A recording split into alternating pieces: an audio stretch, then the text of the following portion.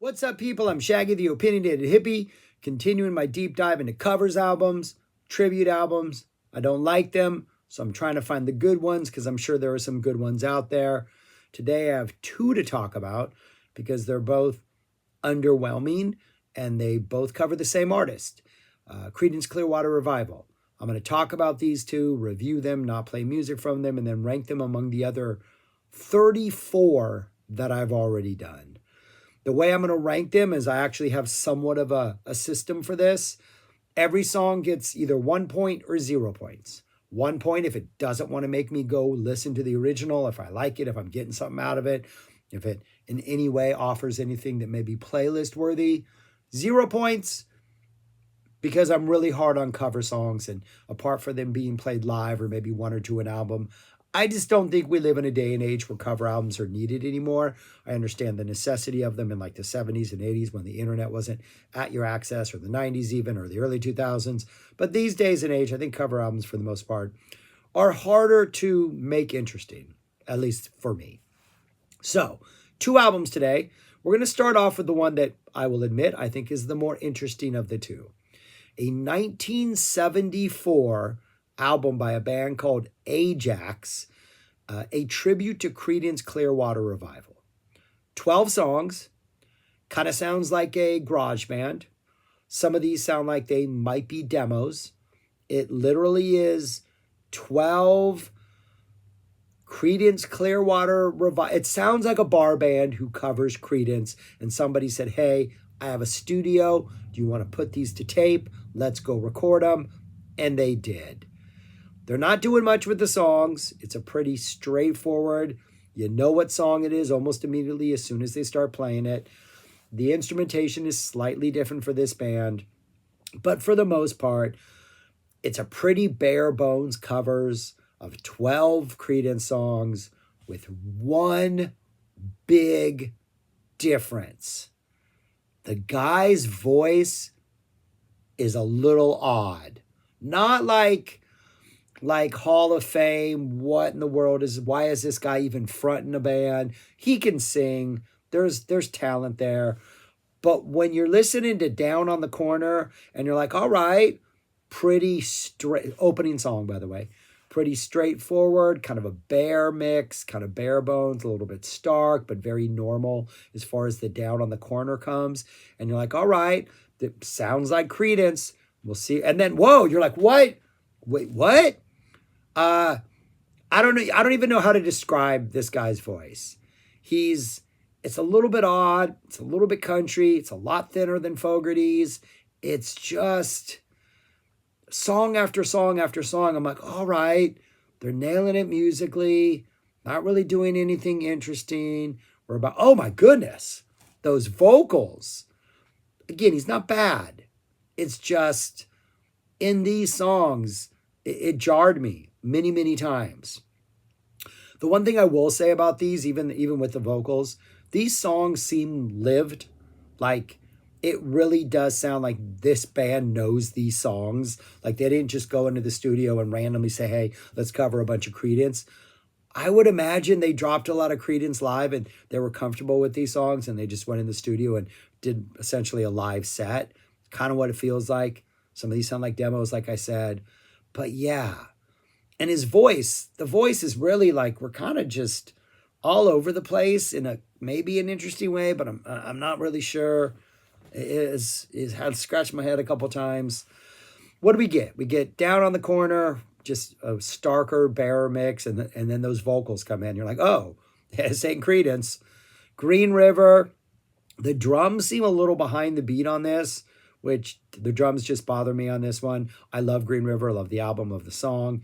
There's a little more Fogerty in the vocals on this one, but still I'm like, wow, those vocals. I think the solos are a little bit different. They're not trying to note for note recreate anything, but it's not Green River.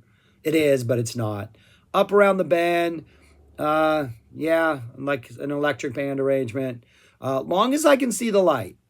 One of the highlights of this album.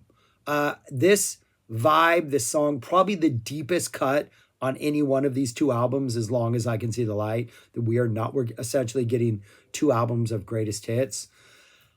Musically, this one works the most, but then that voice comes in and you're like, oh okay. Hey Tonight, probably the weakest thing so far. There's just nothing happening in that little middle section. Proud Mary, this one kind of sounds like a demo. Bad Moon Rising, thin sound, kind of sounds like a demo. Traveling Band, this sounds like if Traveling Band was a cover song, this is the band that never got signed that originally played Traveling Band, and Creedence heard it and made it into something worthwhile. And this is that earlier, scrappier, bare bones version of something Creedence would flesh out, yet it's the opposite. So not sure what to make of that. I don't think it's purposeful. I don't think they're trying to deconstruct the song or age the song in a way and make it seem pre-Creedence. It just kind of comes across that way. Lodi, the singer's sort of thinner, countryer voice works in Lodi. It works. I like this. Long as I Can See the Light, Lodi, songs that start with an L, they're doing well with. That rhymed. Looking at My Back Door, that starts with an L. It's a little bit scrappy. Kind of wins me over. I kind of like it. Then we get a Born on the Bayou, which just, they try, but Born on the Bayou is on both of these albums, and both times you underestimate. I don't think Creedence gets enough props for the swag they bring when you listen to something like Born on the Bayou, and it's just like it's just awesome. I got to blow my nose because allergies are bad. And allergy medicine is literally, it's less effective than the boy with his finger in the dike on a massive flood. It's like you need 12 boys and only half their fingers are working. Yeah, allergies. It's mountain cedar, people. Don't send me any mountain cedar in the comments. It'll kill me. I kind of like the vocals in Born on the Bayou. They're kind of a little bit winning me over. The ending is a little bit looser, but it's an A for effort, but that's about it. And then Have You Ever Seen the Rain? The guy's voice seems to be getting raspier, as if they recorded these in one long session and this was the last song and the guy's voice was shot by the end of it. Sounds like a demo. So it's hard for me to give a full point to any of these. Long as I Can See the Light, I thought was good. Lodi was probably my favorite. Looking at My Back Door had some scrappiness to it. Born on the Bayou. Lodi gets a full point. I think Long as I Can See the Light gets a full point. And I think Looking at My Back Door and Born on the Bayou are maybe half successful. So I know it was either 0 or 1, but I'm going to give them 1 collective point, which means 12 songs, I think 3 points. So this is a 25% ranked one, which we'll put it towards the bottom of the list when we get to that list at the end. But yeah. And sadly, at a 25% rating, which is going to put it at 3 out of 12, this is my favorite of the two. Because it does sound just like this garage band. Like, hey, come record in my garage again. Only let's put it to tape. The second album I know very little about. I could not find whether it be 90s indies artist or country artist or anything that was a legit Creedence tribute album. Big name artists covering Creedence. Am I missing that? Does it exist somewhere and I wasn't able to find it? So I found on YouTube Music, so if you're watching YouTube, it's out there, a tribute to Creedence Clearwater Revival with various artists. The various artists sound like one collective of a band. Every song sounds the same. I'm going to imagine these are studio musicians, session players. They got together, recorded a bunch of Creedence. All the songs are really straightforward. They don't vary much. The singer is a much better technical singer and maybe even overall singer than the guy from Ajax. That's the name of the band, right? Ajax. But he's also not John Fogerty. And there are a couple times where I'm like, oh, just give me the weird what the heck is going on over the just You're Competent, because the You're Competent even more sounds just like a Saturday night bar band. I don't know who various artists are, but if this was a band and they were playing my local bar on a Friday or Saturday night and it was a place I like to hang out in, I would go see them. They're competent. They're doing a good job with these songs. And one of them, I think they actually pull off. One of them. And there's 12 again. Opens up with Bad Moon Rising, just completely straightforward. whatever. Have you ever seen the rain? The bass is kind of interesting. The bass on both this song and later on in Looking Out My Back Door, the way the bass is mixed, and there's even a little bit of like fat thickness to the sound, is kind of good. But the singing is not. There's some bad keyboard / organ sounds and Have You Ever Seen the Rain? It's not clicking for me, but I do like the sound of the bass. Hey Tonight, no. Up Around the Bend, no. Traveling Band, no. That I will give it props because that saxophone is still there and that playing like the rhythm. You can hear that sax in the mix, but they don't then push it forward in the mix like Creedence holds it back until the last song on that album. It's still there, which I'm like, oh, cool. I'm not going to give you points for it, but I'm glad you got the sax in the mix. Lodi, the problem with this Lodi is I always felt that Fogerty's version of this was like he had lived this life. He had once been stuck in Lodi.